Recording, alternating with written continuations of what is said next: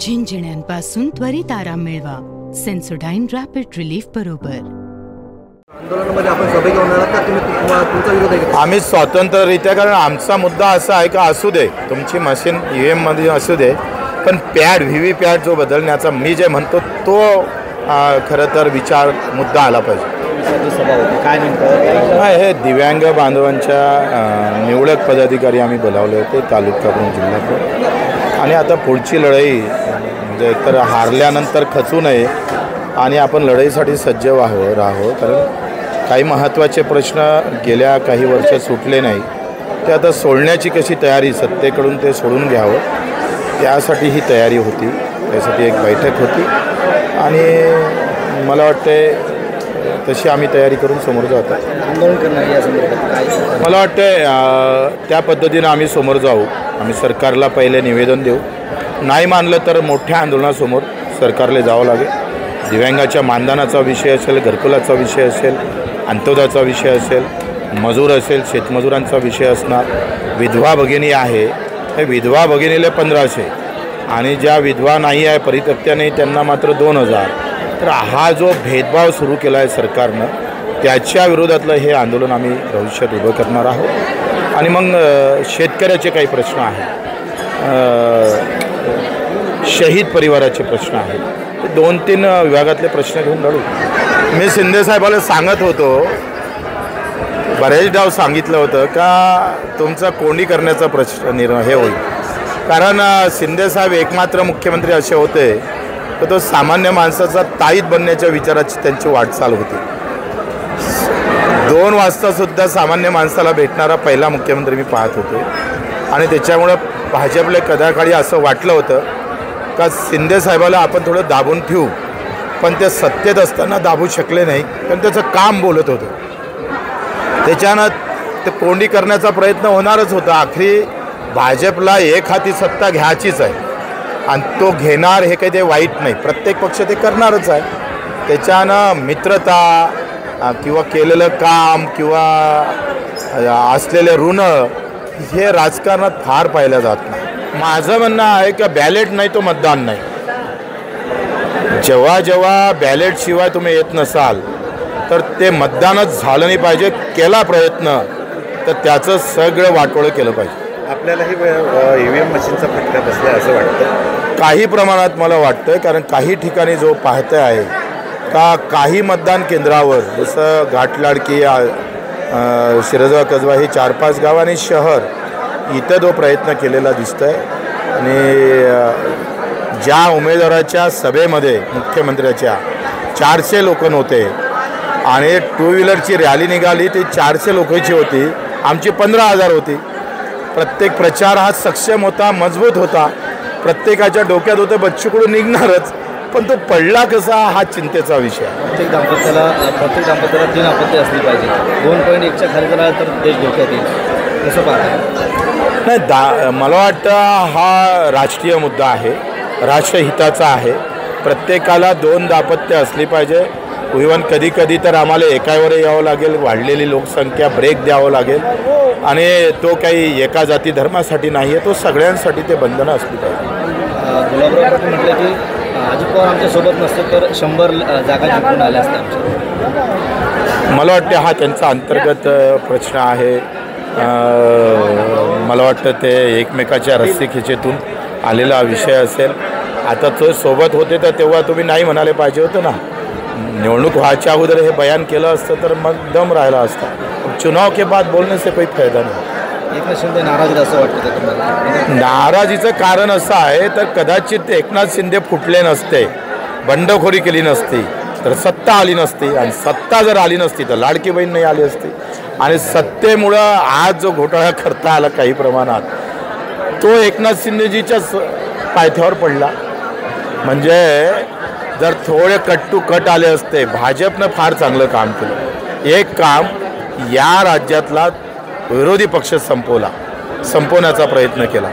दुसरं मित्र पक्षाची तानातानी सोडून दिली की तुम ज़्यादा मत बजाओ, तुम्हारे सिवा भी सरकार बन सकते आहे, अशा आकडेवारीत भाजपा येऊन गेली. त्याच्यानं भाजपचा धर्म आहे गरज सरो वैद्य मरो, त्याच्यानं ते करणार. ते भाजपबद्दल बोलताना आपण असं म्हटलं की गरज सरो वैद्य मरो, तुम्हाला काही अनुभव आला आहे का? नाही, भाजपने जसं देवेंद्रजी म्हणायचे का मी फोन केला होता आणि माझ्या एका फोनवर बच्चूभाऊ आले, तर त्या मागचा जो त्यांचा सत्तेबद्दलचा फोन होता, त्यानंतर त्यांचा एकही फोन कामासाठी नाही आला किंवा तुमच्या मतदारसंघासाठी काय पाहिजे याच्यासाठी कधी फोन केला नाही. तर त्याच्यानं धोरण एकंदरीत तेच आहे का सत्तेसाठी फोन करता आला देवेंद्रजीला, तर मित्रता टिकवासाठी एखादा फोन केला असं तर बरं वाटतं. राणा दाम्पत्य यांनी आपण दिलेलं चॅलेंज स्वीकारलेलं आहे, त्यांनी सांगितलं होऊ द्या 1 to 1. मला वाटते इतक्या चांगल्या वेळेस त्यांचं नाव घेणं काही मला बरोबर वाटत नाही आणि माझे प्रवक्ता त्याच्याबद्दल बोलेत. सर्वच विरोधी पक्ष UM-कडे संशयाने पाहत आहे, आपण कुठल्या दृष्टिकोनातून काही प्रकार तो दिसतो आहे, कारण UM-मध्ये कारण ते मशीनच आहे आणि ते इलेक्ट्रॉनिक आहे, त्याच्यात छडखानी होतं. मला एक वजन काट्यावाला भेटला आणि बच्चूमध्ये सॉफ्टवेअर त्या वजन काट्याचं मी बनवलेलं आहे. आता वजन काट्याचं सॉफ्टवेअर जर मी बनवलं असेल तर मी ज्याला जे कमांड देईल त्याप्रमाणे तो वजन काटा हलवू शकतं. अर्थातच तुम्ही जर 10 किलो क्विंटलभर जर गहू आणले तर मी ते 15 किलो वाढवू शकतो, 20 किलो वाढवू शकतो. तर ती आखरी हे मान्य करावं लागेल. माझं असं म्हणणं आहे का भारतीय जनता पार्टी ही सत्याकडे जाणारी पार्टी म्हणतात, आम्ही सत्य त्यांचं प्रमाण असं ते म्हणतात. इवन मोदीजीनं पण UM-बद्दल बोललेलं आहे. तर माझं म्हणणं आहे का मशीन जे राहतं ती बटन दाबण्याची प्रोसेस ते तशीच ठेवावी, पण VVPAT ज्या याच्यातून आम्हाला दिसतं तो VVPAT बाहेर आला पाहिजे. तुम्ही एक सांगा का पहिले बॅलेट जे होतं त्या बॅलेटवर समोर एक पावती राहायची, मतदान केंद्र क्रमांक राहायचा, मतदान क्रमांक राहायचा आणि बॅलेटवरही क्रमांक राहायचा. म्हणजे माझं मत कुठं गेलं ते बॅलेटच्या क्रमांकामुळं मला समजायचं आणि त्या वरच्या पावतीवर पण सही राहायची आणि बॅलेटवरही माझी सही राहायची.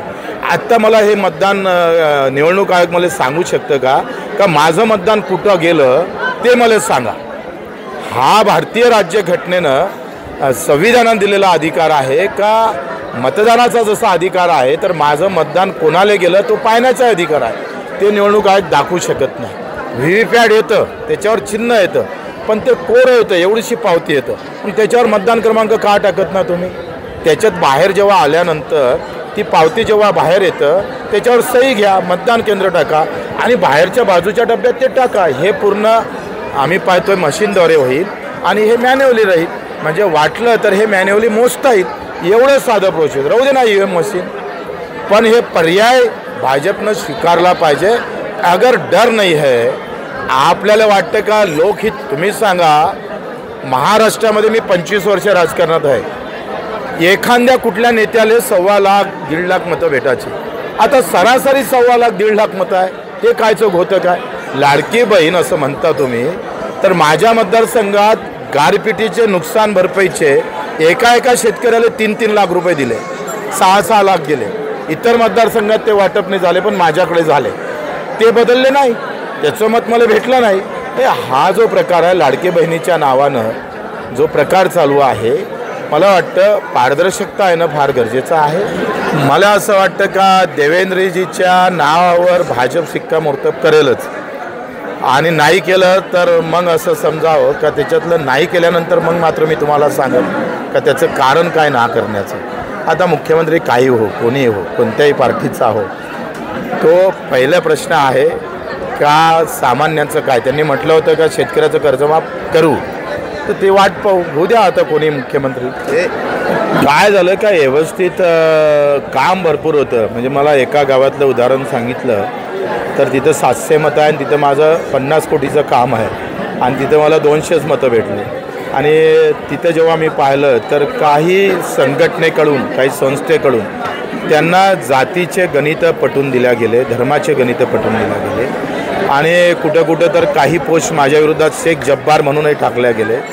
तर अशा पद्धतीनं धर्म आणि जातीच्या याच्यात लोक पेटतात आणि त्या आफूची गोडी आहे असं प्रत्येकानं म्हटलं आहे, त्याचा कदाचित बळी पडलो असेल. झिंझिण्यांपासून त्वरित आराम मिळवा. सेन्सोडाइन रॅपिड रिलीफ बरोबर.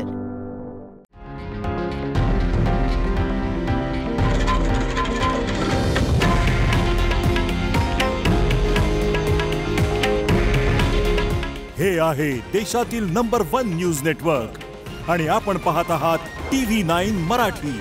काळजी तुमची, हित महाराष्ट्राचं.